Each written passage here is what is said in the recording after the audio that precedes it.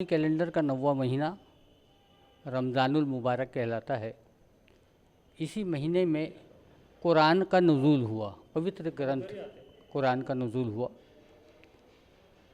कुरान किस तरह से नुज़ूल हुआ ये अभी आपको मैं संपूर्ण जानकारी दे दूँगा। रमज़ानुल मुबारक एक ऐसा महीना है जिसमें 30 रोज़ों का एहतमाम किया जाता है। रोज़े रखने के पीछे मकसद आपको भूख और प्यास का एहसास करवाना, ये मेन उद्देश्य होता है।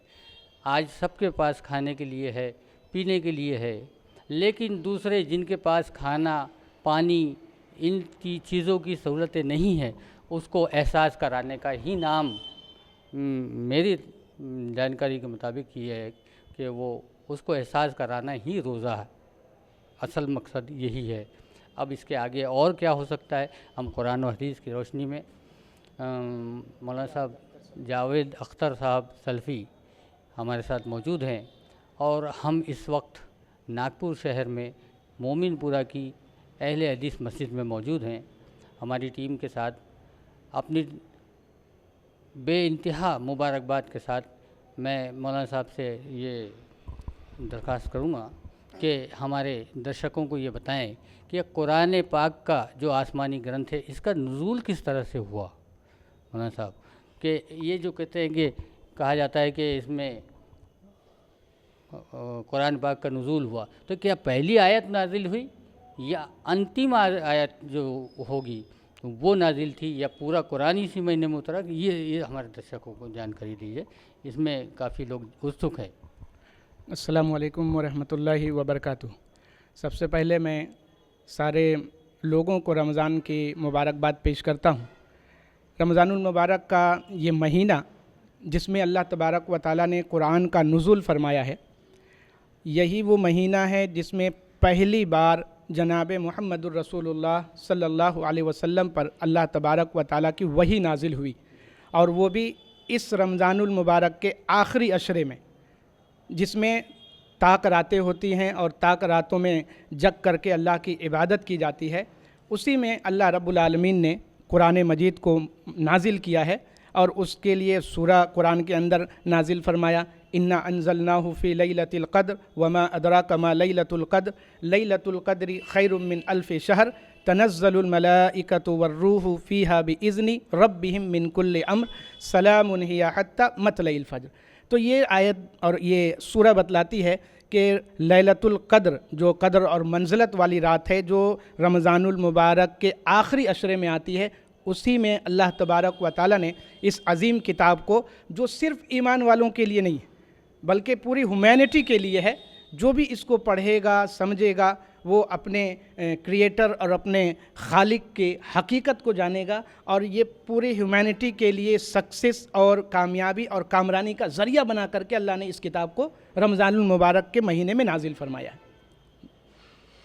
ये रमज़ान में हमको ऐसा क्या मिलता है, हम किस तरह से ये समझाएं लोगों को कि भाई ये मानवता के लिए है, इसके बारे में थोड़ा सा आप हमारे दर्शकों को बताएंगे।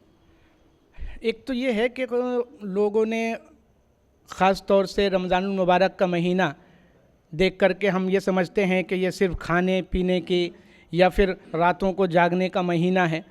असल मकसद अल्लाह रब्बुल आलमीन ने रमज़ान का जो बतलाया है कि लोगों के अंदर अल्लाह रब्बुल आलमीन का डर पैदा हो, लअल्लकुम तत्तकून, ताकि लोग किसी को तकलीफ़ पहुंचाने से डरें, किसी के साथ मिसबिहेव ना करें, कोई भूखा है उसको खाना खिलाया जाए। इसमें कौम का कोई लेना दखल नहीं, ये सभी के लिए, ये सारे इस्लाम को अल्लाह ने पूरी ह्यूमैनिटी के लिए नाजिल किया है। वो सिर्फ मुसलमानों के लिए नहीं आया, इस्लाम पूरी ह्यूमैनिटी के लिए आया है।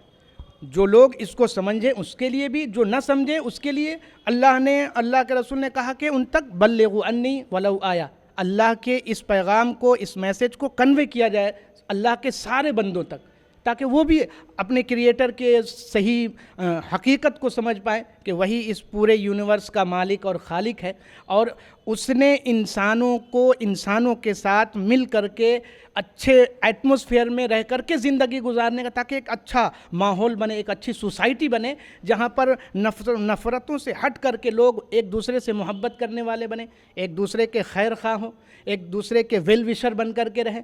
कोई परेशानी है तो मिल करके उसको सॉर्ट आउट किया जाए।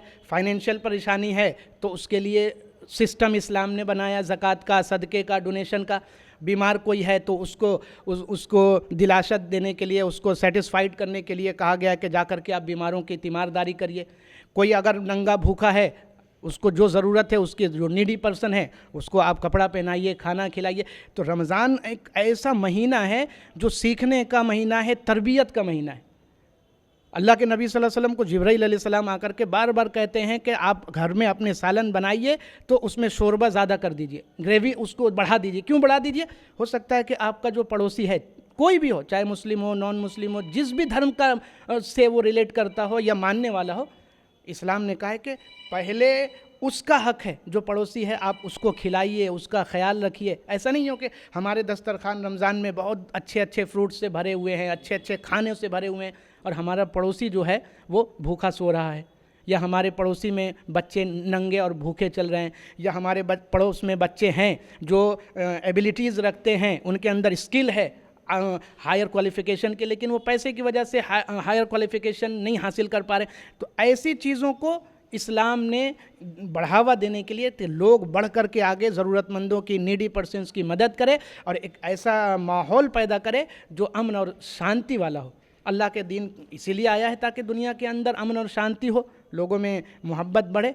तो जब तक लोग उसको समझेंगे नहीं, उसकी हकीकत को नहीं समझेंगे, ऐसा माहौल और ऐसा समाज और सोसाइटी तब तक नहीं बन सकता है। मतलब एक बात ये हमने कहीं पढ़ा है, ये सुना है किसी से कि अगर आपने ये जानते हुए पेट भर के खाना खाया तो वो खाना आपके लिए ठीक नहीं। आपका अगर पड़ोसी भूखा है और आप पेट भर के खाना खा रहे हैं, ये कहाँ हवाला मिलता है? जी नहीं, अल्लाह के नबी सल्लल्लाहु अलैहि वसल्लम की हदीस है कि जो आदमी भूखा है उसको खाना खिलाया जाए, और जो मेरे बंदे को खाना खिलाएगा अल्लाह तबारक व ताला उसको खाना खिलाएगा। जो अल्लाह रब्बुल आलमीन ने फरमाया जो मेरे बंदे को कपड़ा पहनाएगा अल्लाह रब्बुल आलमीन उसको कपड़ा पहनाएगा। तो ये इस्लाम का मतलब ही यही है कि to help other people, to help humanity. आप दूसरे की मदद करिए हर एतबार से, चाहे वो आपके धर्म का हो चाहे आपके धर्म का ना हो, ताकि वो ज़रिया बने और वो फिर इस्लाम के अंदर दिलचस्पी दिखाए और आए। जो दीन और जो इस्लाम इतना बेहतरीन है, जो सारे लोगों को हेल्प करने की, मदद करने की, जो भूखा है उसको खाना खिलाने की, और जो बेवा और जो यतीम हैं, विडो जो हैं, उनको फाइनेंशियल सपोर्ट करने की, और जो बच्चे यतीम हैं, जो माँ बाप मर गए हैं, उनको हेल्प करने की। तो इस तरीके से एक अच्छा माहौल बनेगा, उसमें बिल्कुल ऐसा माहौल बन जाएगा कि एक दूसरे के लोग मदद करने वाले बनेंगे और हेल्पिंग नेचर के होंगे। जब एक दूसरे की मदद होगी तो दूसरा से देख करके तीसरा भी हेल्प करने वाला बनेगा।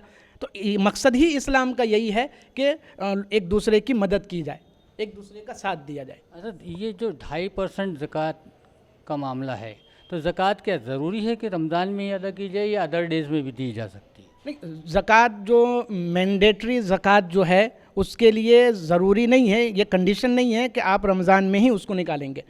मैंडेट ज़कात के लिए 2 कंडीशन शरीयत के तरफ से रखा गया है। एक रखा गया है कि निसाब तक आपका माल पहुंचना चाहिए। सोना 85 ग्राम्स आपके पास है, 1 साल से रखा हुआ है, तो उसमें 2.5% ज़कात आपको देनी है। क्राइटेरिया शरीयत ने बताया है कि आपको कैसे, ऐसा नहीं है कि सब सारे माल में या कोई किसी में भी आपको ज़कात, मैंडेट ज़कात देना पड़ेगा, रमज़ान के महीने में भी देना पड़ेगा, ऐसे कोई पाबंदियाँ नहीं है। चांदी के अंदर है 595 ग्राम अप्रॉक्सीमेट चांदी आपके पास है, या उसके बराबर कैश आपके पास 1 साल से रखा हुआ है। ऐसा भी नहीं है 2 महीने में आया खर्च हो गया उस पर ज़कात नहीं है। तो ये 2 कंडीशन जब तक नहीं पाया जाएगा ज़कात पूरा नहीं। 1 साल अगर आपका रमज़ान के बाद शव्वाल में होता है तो शव्वाल में आप ज़कात दे सकते हैं। अगर पहले देने का इरादा है तो दिया जा सकता है, लेकिन मैंडेट ज़कात 1 दिन भी बाकी रहेगा, आप अगर चाहेंगे नहीं देना तो नहीं देंगे। जब तक वो कंडीशन पूरा ना हो वो ज़कात आपका वाजिबी ज़कात नहीं होगा, वो फिर एडिशनल हो जाएगा। ज़कात का मामला जब आता है तो ये ज़रूरी है कि हम अपने करीबी लोगों को ही दें ज़कात, या जो ज़रूरतमंद कोई भी मिल जाए इसको दिया जा सकता है, या फिर इसके लिए भी कुछ पाबंदियाँ हैं? ये अल्लाह के नबी सल्लल्लाहु अलैहि वसल्लम ने इसमें भी और इस्लाम की तरफ से क्लैरिफिकेशन, इसमें थोड़ा सा क्लैरिफिकेशन है। करीबी रिश्तेदारों को देने का हुक्म इसलिए दिया गया है कि एक तो ज़कात देने, आपको ज़कात पे करने का सवाब मिलेगा, और दूसरा ये है कि एहसान करने का, आप रिश्तेदार को कायम कर रहे हैं, रिश्तेदारी रिलेशनशिप को और मजबूत कर रहे हैं दे करके। अगर वो डिज़र्व करता है ज़कात तो दे करके, तो उसमें आपको डबल सवाब रखा गया है।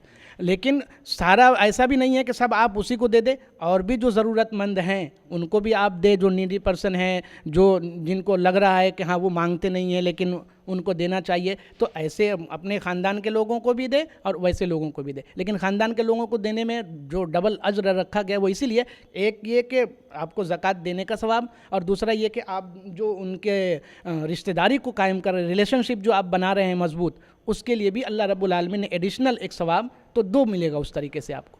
जी बहुत बहुत शुक्रिया मौलाना साहब। आपसे भी आप अपना तारुफ करवा दें। अस्सलामु अलैकुम वरहमतुल्लाहि वबरकातुहू। मैं शेख अज़मतुल्लाह, शहरी वज़ीर जमीयत अहले हदीस नागपुर का मैं सेक्रेटरी हूँ।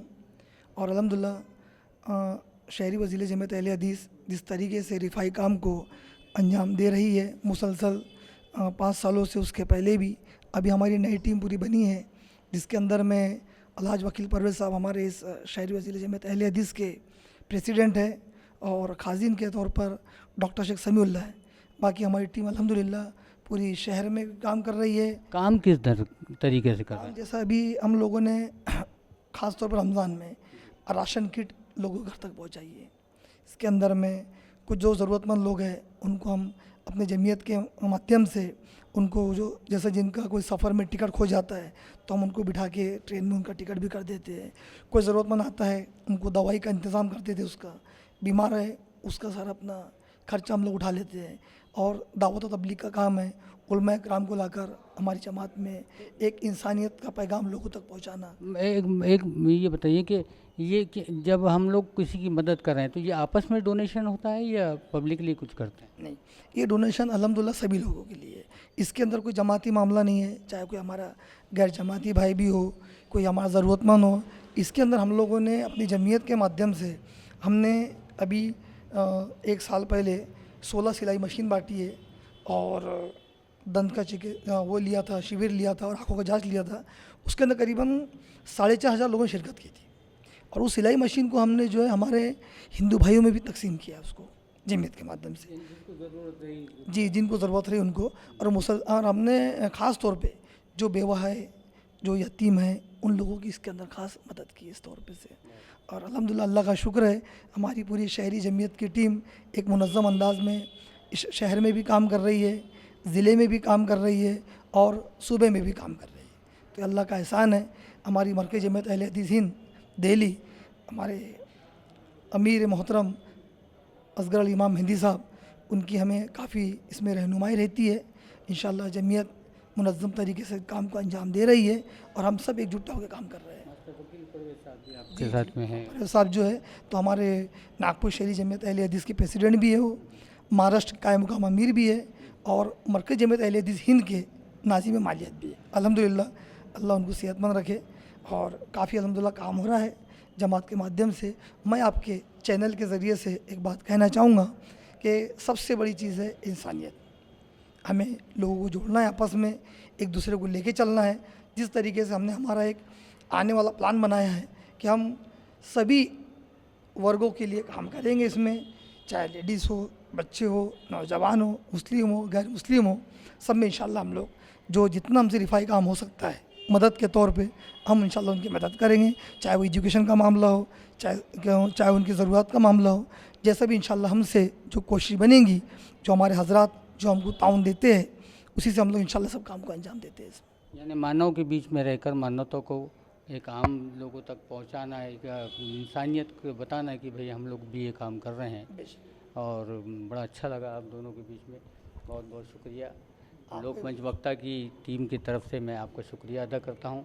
आपका बहुत कीमती वक्त लिया मैंने।